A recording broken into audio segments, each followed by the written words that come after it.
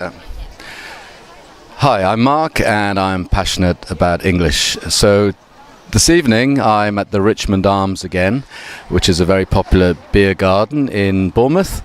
Many students come here, foreign students who are learning English. And tonight I've got an old friend of mine. And when we say old friend, it doesn't mean he is old, but it means I've known him for a long time. And well, I know him as Nobber, but his real name is Andrew. Hi, Andrew. Hi, Coquino. So, you're an English teacher? That's right, yeah, I've been teaching for about 15 years. 15 years, and where? In various places, in Spain primarily, this country, Italy and Venezuela. And Venezuela Taiwan. and Taiwan. Wow. Which country did you like best to teach? Spain. Why? The students are very extrovert, they're outgoing, and they're very communicative, they want to talk. It's easy to pass the time with them. And this sounds like important things when you're learning English, to be extrovert, to want to speak. Yeah, but you have to cater for all different learning styles. Sometimes the quiet students can also progress very, very quickly, but you have to take account of their limitations and their strengths as well. Okay. And now you're teaching English in Bournemouth. Yeah. Which school? Kaplan. Kaplan. Yeah. Okay, and I believe Kaplan's kind of all over the world, is it?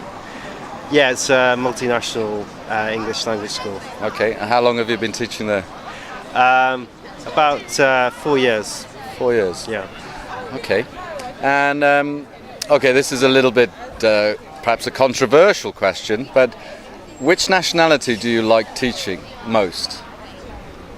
I guess any South American student, because they bring a lot to the class, and they're a lot of fun as well. Okay, that was my experience too. And I believe you're married? Yeah, I'm married to a Taiwanese girl. Oh wow. We've been married in September, it'll be 5 years. 5 years. And how did you meet? We met through a mutual friend in Bournemouth. Basically, I had a friend who was an Italian, and he was going out with the Taiwanese girl. And I went round to visit him one day, and voila, she was there. Voila! Oh, this is an English lesson, not French. And you've got a son? Yeah, son, and we're gonna have a daughter in October time. Okay, so your wife is pregnant for the second time. Yes. Can you think of an expression for that? Well, I've thought of one. What we would say in English. She's got a bun in the oven. Bun in the oven. So a bun is like a kind of, well, it's not a cake, but it's a kind of roll or something bread. And if we say in the oven, this is the oven. So yeah, that's if you want to say someone's pregnant, you say she's got a bun in the oven. Okay, so before we start with the expressions, I just want to say a couple of days ago I was talking to two Colombians here, and they'd been studying English for 6 weeks here, and I just started chatting and I said, do you know what 5 quid means? And they didn't know, they had no idea. And 5 quid means? £5. £5. And I was saying they live with a host family, and their mother asks them, did you sleep well? I said, you should say, I slept like a log. They never heard of it.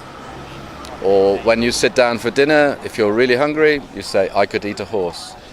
So Andrew, what are English teachers doing? Yeah, I mean, it's a neglected area, definitely. The difficulty is a lot of teachers avoid teaching idioms because they think they will be too difficult. But I think this is a mistake because it's a very natural part of the English language. And when you watch TV or something, it's so difficult to understand because you hear I could eat a horse, you think, horse? What does he mean? You can't work it out. That's the problem, isn't it? Yeah. So I've always believed idioms are essential, but it's true, a lot of teachers think they're just kind of fun things, but You kind of agree with me a bit. Absolutely, yeah. Okay, so a few things, Andrew. What if I said to you, do you fancy a beer tonight? Okay, this is another thing which perhaps you wouldn't teach in class. Do you fancy a beer? What would you teach? Probably you'd teach would you like. Would you like? Okay. But we often say, do you fancy, don't we? Yeah, that's right, yeah. And then, where shall we meet? What time shall we meet? What about, I'm dying for a beer? This means I'm desperate for a beer. I really need a beer. I would really love a beer at this moment.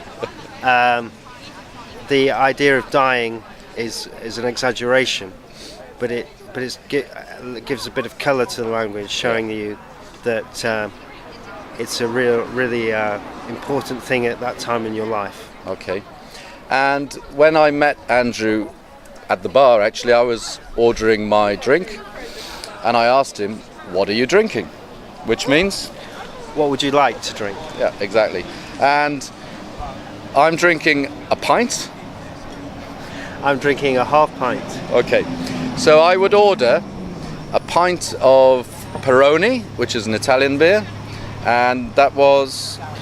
A pint of San Miguel. Yeah, but you had a half, so Yeah. we'd say a half of San Miguel. So we still use pints in Britain, not litres or other measurements.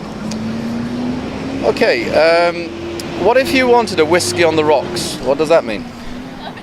Just a whiskey with some ice. Okay, no water, no Coke, no soda. Okay. How about the landlord behind the bar said, don't worry, it's on the house?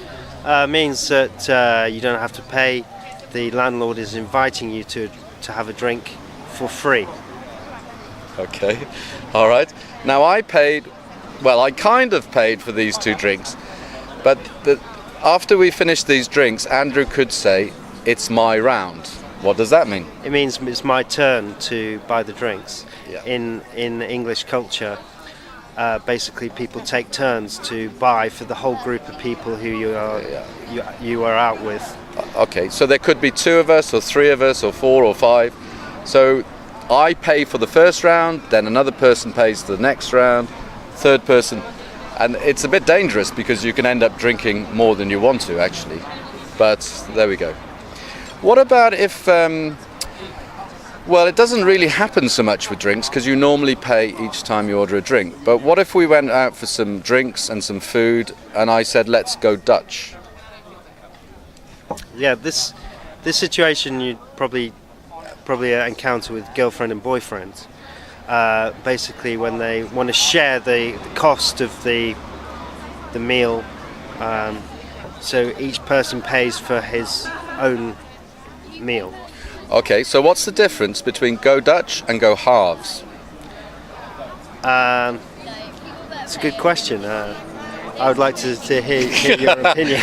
Well, go halves is we just go 50-50. Let's say the bill was £35. You pay £17.50 and I pay £17.50. But let's say you had a lot of food and a lot of drink and we go Dutch, you pay more than me because you had more than me. Okay. Fair play? Fair enough. Fair enough. Now, what if I said, I need a pee? Means that you have to go to the toilet very quickly. Okay, so there's of course a lot of expressions for what you do in the toilet, and these will be covered in my courses beginning in September, and I don't want to get too naughty in these mini lessons, but there are a lot of words.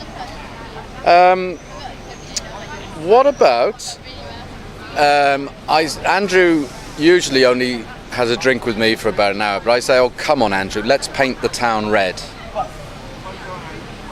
It means let's go out and have a long session, going to various pubs and maybe a nightclub, and finishing the night early in the morning after quite a few drinks.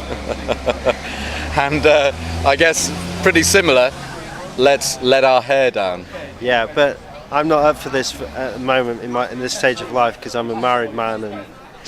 But neither of us have much hair, but we can still use the expression, let's let our hair down. It means let's kind of just be free, don't worry about anything, enjoy ourselves. Okay, how about tipsy? Tipsy means quite drunk, so you're in a happy place and you're not completely drunk. You're not the room's not spinning and you're not falling over, you're not stumbling around, but you're in a good place, but you're not drunk. So it depends on the person, but it's kind of good, but you don't really. If you drink more, maybe you'll get drunk. And another word for drunk? Pissed. So yes, this is again. It's kind of a little bit of naughty word, but we use it a lot in English. He was really pissed last night means he was really drunk. Okay, how about someone if you say, oh, Mark, he drinks like a fish? It means he drinks a lot because as you can, if you've ever observed a goldfish going around the goldfish bowl, it looks like it's drinking a lot. And how about someone who smokes a lot? He smokes like a chimney. Chimney is part of the structure of the house where the smoke escapes. If you have a fireplace in the living room, for example, the smoke goes up the chimney. And so if you smoke like a chimney, it means that you smoke continuously. Well, a lot. Continuously would be tricky. Okay. Now, what if I said to you, I'll drink to that? It's when you agree, basically. Yeah, so we don't have to be drinking, do we? No. You say something and I say, I'll drink to that. It just means I agree. What if we want to do, what's this called if we do this, Andrew? We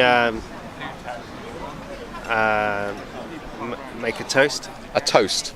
So toast, of course, is when you put bread in the toaster, but this is also a toast. And what could we say? Say cheers. Cheers. Or, Um, now I didn't tell him anything here.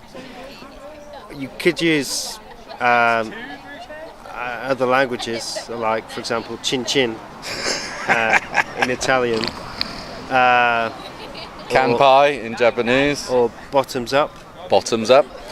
But you could also say, I drink to your health. Yeah, to your health. To your health, or, yeah, we often don't say I drink. So, to your new child, I could say. It's kind of like saying good luck with, or something like that, isn't it? Yeah. Okay, anything else? What if, okay, two more. Now, Andrew, I could say, just as an example, gets drunk easily. So I could say he can't hold his drink. Yeah? So can't hold, it means he can't manage with drinking a lot. What about if you drink me under the table? Basically, I can tolerate alcohol much more easily than you. And if we had a drinking competition, I would be able to drain more alcohol than you. So yeah, if you imagine I get so drunk that I actually go under the table, it doesn't mean that, but yeah, he can drink me under the table. He can drink much more than me easily. Okay, it's joke time. So Andrew doesn't know these jokes, but the joke is, I'll take my glasses off. A bear walks into a bar and says, I'll have a whiskey. On the rocks. Why the big paws? Asks the barman. I don't know. I've always had them. What's funny? Well, it's play on words because pause is space. So if you're talking and the conversation comes to a natural end and there's a gap in the conversation, then there's a pause. but also paws are the hands of the bear. So why the big paws? It's got a double meaning, meaning the bear's paws, the bear's hands, and also the pause, the gap in the conversation. So basically, that's the joke. Yeah. As you can see, he explains things very well because he's used to explaining things in classroom. Not only a bear has paws, quite a lot of animals, we say their hands and feet actually are called paws, P-A-W-S. Okay, I think you'll like this one too. A group of fonts. Now, fonts are the different style of writing. So the different... On a computer you can choose which font you want. I think you know what I mean. A group of fonts walks into a bar. Sorry, says the barman, we don't serve your type in here. Any good? You didn't like it so much? No, it's quite good, but... we don't serve your type in here. Yeah, but I don't understand the fonts bit. A group of fonts. Fonts are all the different type of writing styles, aren't they? I know, but and it's another way of saying type. Okay.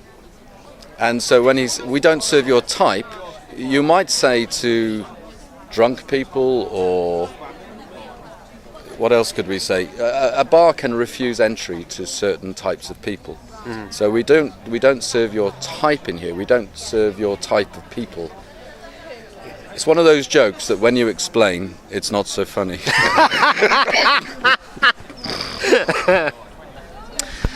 Okay, so your Beatles question for today. In the song Get Back, what does Loretta wear with her high heel shoes? So in the song Get Back, what does Loretta wear with her high heel shoes? And then the last thing today is the hum, and if this is your first lesson, don't forget, you can win the first course starting in September for free if you can get all the questions right and the hums right, and they're all connected with the Beatles. So I'll just do a little bit of this. You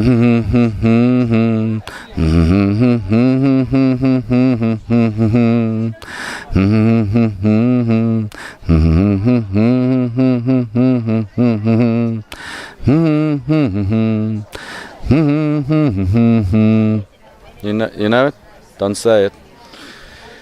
Andrew, what's your feeling about the Beatles? They split up 1970 or whatever. You still listen to them?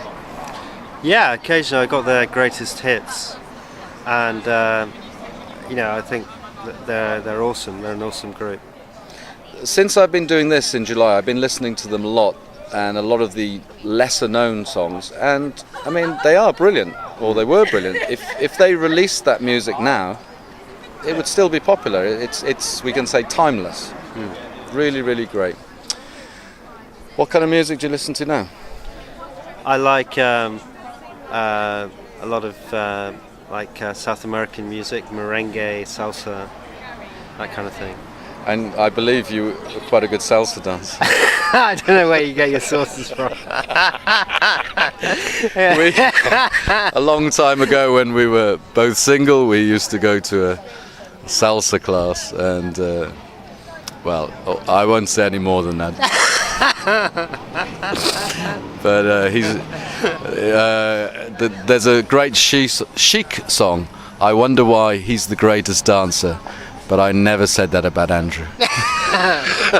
And there's an idiom in English that I would use to describe Mark. It's called, if you're not very good at dancing, you've got two left feet. So, well, as you can, we're not even tipsy yet. These are our first drinks, but we always have a good laugh. There's a nice expression for you. We just laugh easily together, and as I've taught you in previous lessons, we get on like a house on fire. Okay, so Andrew, I think this is perhaps the best ever English lesson. So thank you very much. Thank you. Okay. Good luck with your English. Okay, that's it for today. Thanks a lot. Bye for now.